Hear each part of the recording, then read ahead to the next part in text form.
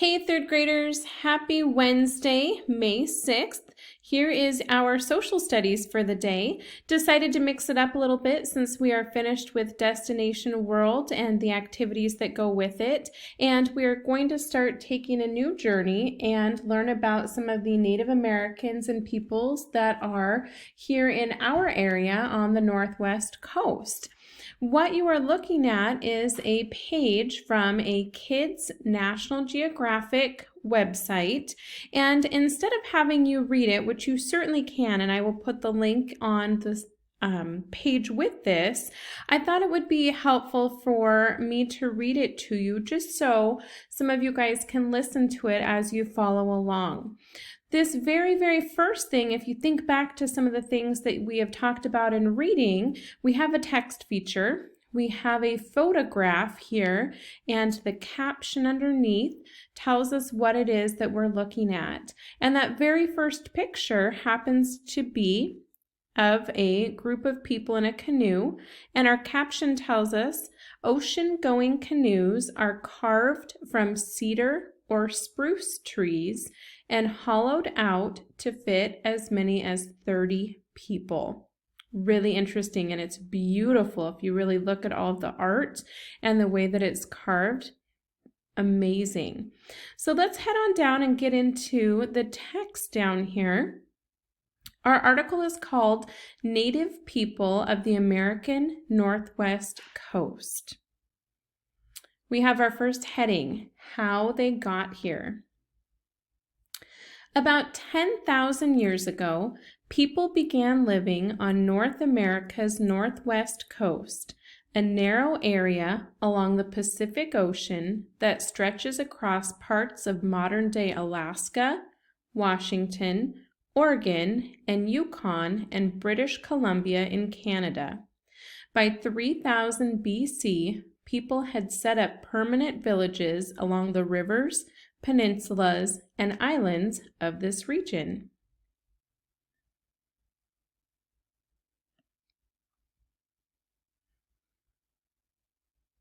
We have another amazing text feature here. We have another photograph, and our caption down here lets us know what we're looking at. The thunderbird, a spirit being, was a common crest for totem poles like this one. Boys and girls, look at all the beautiful colors that were used in this totem pole. All the bright green, yellow, red, white, and black. We'll get into totem poles later on in this article, and we'll spend some time talking about it in a couple of weeks. Our next heading is called Cool Culture. The ocean and the lush coastal forests provided the Northwest Coast people with everything that they needed to survive. Tribes carved huge canoes made from cedar or spruce trees. The boats could fit up to 30 people who paddled into the sea to hunt otters, seals, and whales. Salmon was such an important food source that these fish featured in many of their stories, and many of tribes held a first salmon ceremony to celebrate the salmon's return to freshwater rivers from the ocean. Many tribes, such as the Tlingit and the Haida, showed off their status with totem poles. These carved and painted poles represented a family's history or honored a chief or other important person. The totem poles featured carvings of animals or supernatural creatures associated with family clans. Thunderbirds, a mythical animal that caused thunder with its wings, ravens, and bears stared down from many totem poles. In the spring and summer, many tribes lived in temporary shelters that could be moved around while they hunted, fished, and gathered berries and roots. During winter, people moved into cedar houses that were large enough for many families to share. Often, these homes had totem poles outside.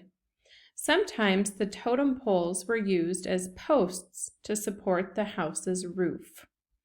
Our picture that we're looking at over here, we have a photograph of a Quinault boy wearing a traditional carved cedar mask.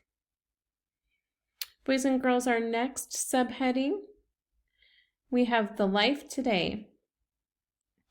Today, the native people of the Northwest Coast have lives like many Americans. They live in modern homes and send their kids to school.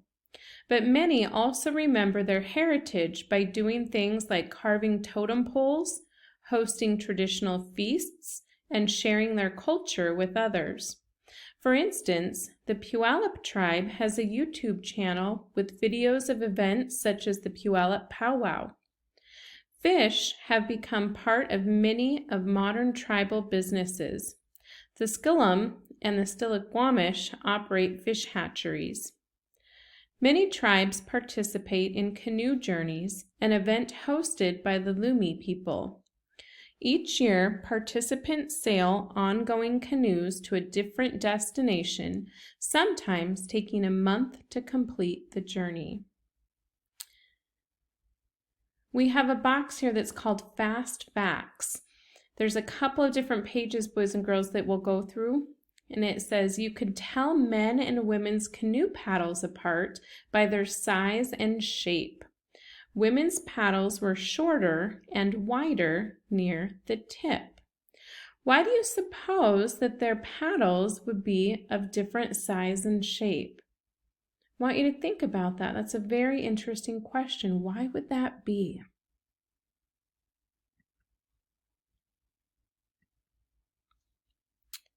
The next fast fact says on special occasions such as marriage and baby naming ceremonies, wealthy families hold feasts called potlatches in which they give gifts to their guests. Our next fact says the Muckleshoot tribe made capes, skirts, and dresses out of cedar bark. Be interesting to see what those looked like and how they felt. If you've ever touched a tree, it's very, very rough. And so I would be very interested in touching one of the capes or skirts to see what it actually felt like when they were able to make it into a cape, skirt, or a dress. The Quileute tribe bred dogs with woolly fur and then used the hair to weave blankets. It's an interesting fact. I know that I'm very curious to find out what specific type of breeds the Quileute used, and I would love to see some of the blankets that were woven. Very creative. Those were very interesting facts. We're almost done, boys and girls. You're doing a great job listening. Down here at the bottom, we have a really short slideshow. We have a picture here. It says this whale sculpture sits outside the Skilum Community Center in Washington. Looking at this whale, boys and girls, what do you think that whale would have been made out of?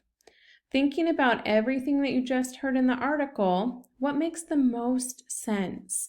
So thinking about what you see here and what you heard, what do you think possibly would have been used to create this sculpture? The next slide shows a modern Tlingit tribal members dressed in button blankets, which is a special kind of clothing worn for ceremonies and potlatches.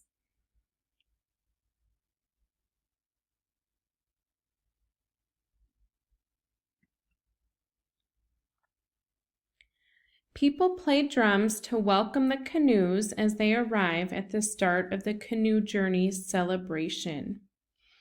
We have a picture of some drums. Boys and girls, think about drums that you have seen before, maybe you've even played before, and think about how these might look compared to those. Do they look similar? If so, how are they similar? If they're different, how might they look different?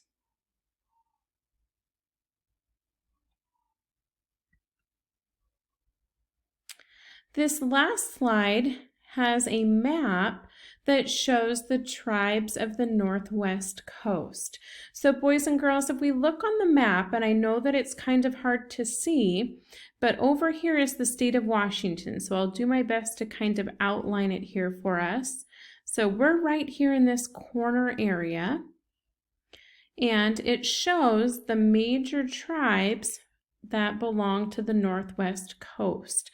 So if you look very, very closely, you can see some that may sound familiar. So they mention the Puyallup tribe, which of course is going to be right around where we live, since some of us, myself included, live in Puyallup.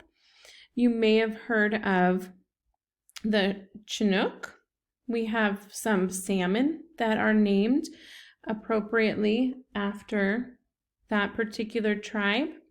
Snoqualmie might be a name that sounds familiar. We have some amazing waterfalls up north that are known as the Snoqualmie Falls.